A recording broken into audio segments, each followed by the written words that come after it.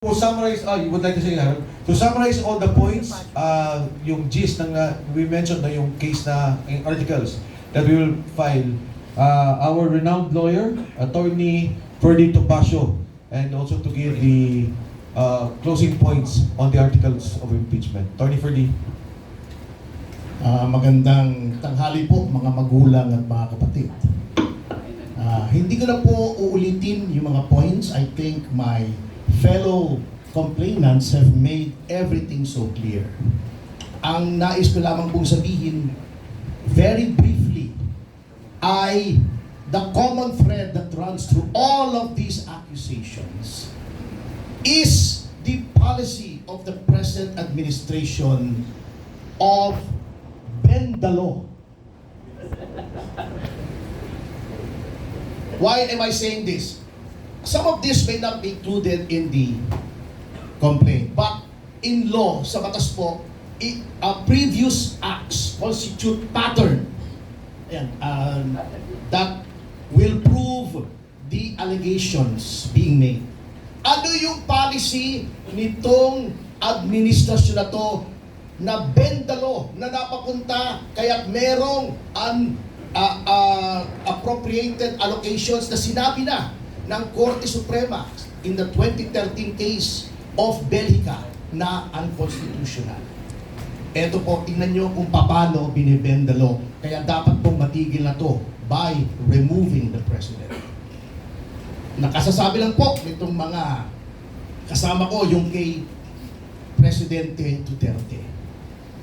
Ito pa, kung napansin nyo even before that, for the first time in legislative history, mayroong committee hearing sa House wherein the counsel was physically prevented from advising his client. Ako yun, dun sa Quadcom.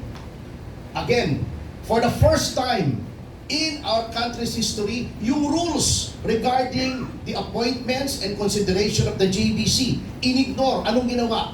Pagka may kaso, di ba, hindi pwedeng consider ng JBC. Anong ginawa? Just for the case of Remulla, Boying Remulla, tinanggal yung rule na automatically docketed just to say na walang kasong docketed against Ombudsman Remulla para ma-appoint siya.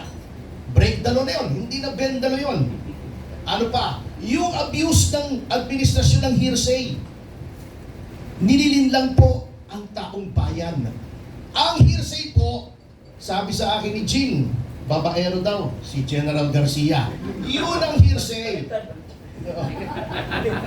Pinotektahan ko na nga si Jing. Pumalag pa kayo, pambira naman kayo. Pero pag nakita ko mismo na ng bababae si Jing, ayan, binalik ko na kay Jing. Hindi po hearsay yun. Kaya yung sinasabi ng hearsay si Saldico, hindi po. That is eyewitness testimony. Matibay po yun.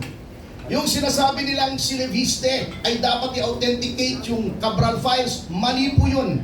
Mali yung ginagawa ni Ping Lacson.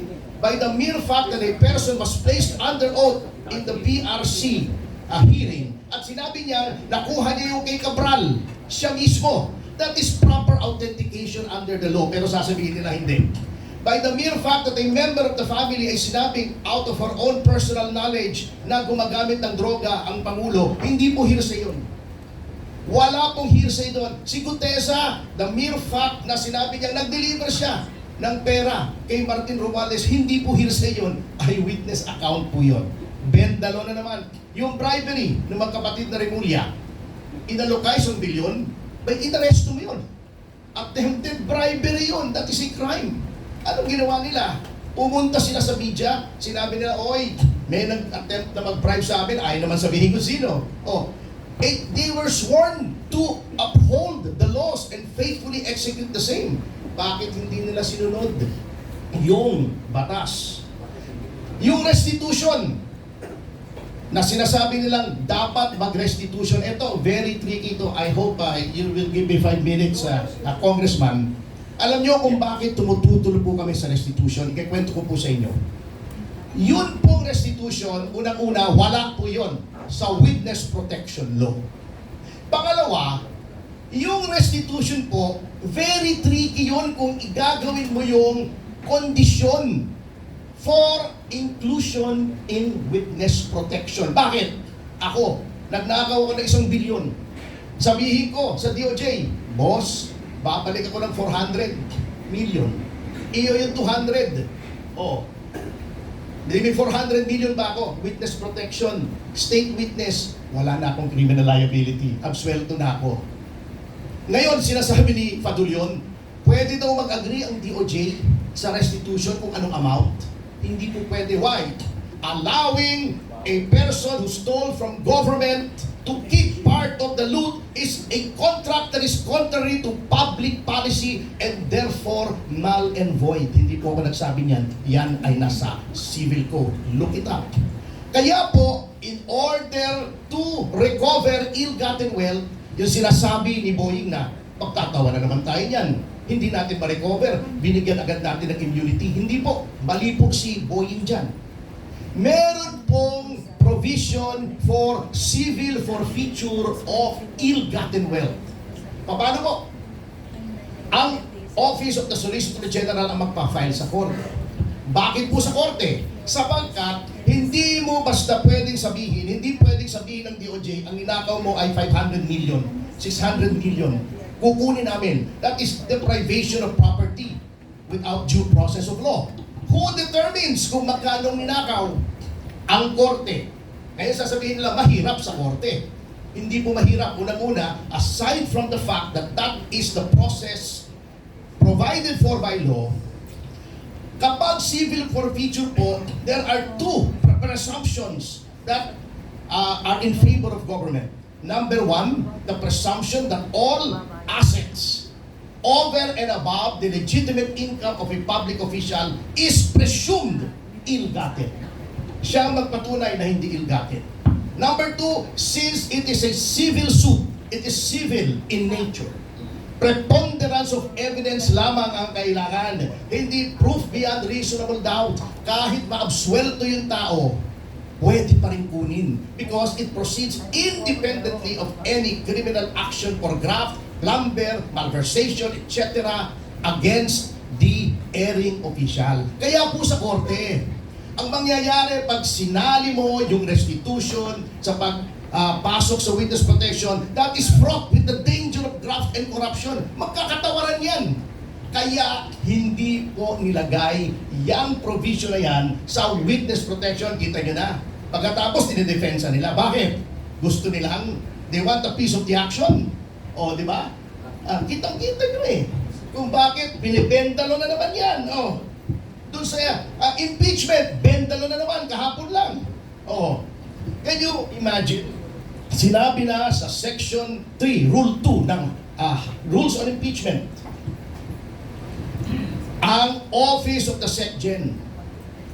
The SecGen is not the Office of the SecGen. The SecGen does not exercise all the powers. The SecGen does not bring the powers of the Office of the SecGen with him or her when they go abroad.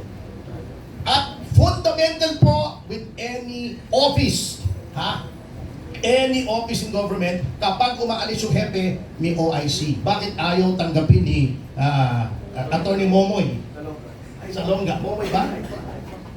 Hindi, Moy, di ba? Haifa? Okay, whatever. Hindi ko nakakuha yung kasi namumutla kahapon kaya medyo hindi ko nakakuha nanginginig Okay, anyway.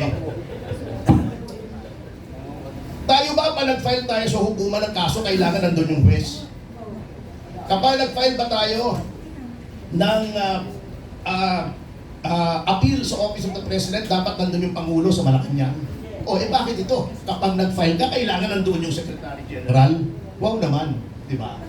Ganun siya makapangyarihan. So, eto po ang pattern na gusto namin i-break. You cannot ignore the law. You cannot bend the law. You cannot keep violating the Constitution and the laws without facing the consequences. Because as President, lahat po yan, ikaw ang may command responsibility. Sabi nga ni Roosevelt, di ba? Si President Roosevelt, meron siyang nakalagay doon sa kanyang desk, the buck stops here. Kahit ano mangyari, ako yan. Kung may credit, siya yun. Kung may kasalanan, siya rin yun because he is the head of the executive department. And when he made an oath nung siya'y nahalal. Sinabi niya, he made a solemn oath that it will be his duty to protect the Constitution and faithfully execute all laws. Kaya po meron ito na petition ito because hindi niya ine-execute ang law, ine-execute niya ang lahat ng tao na sumusunod sa batas. He is not only bending the law, he is breaking the law. Salamat po. Thank you so much, Attorney Topacio.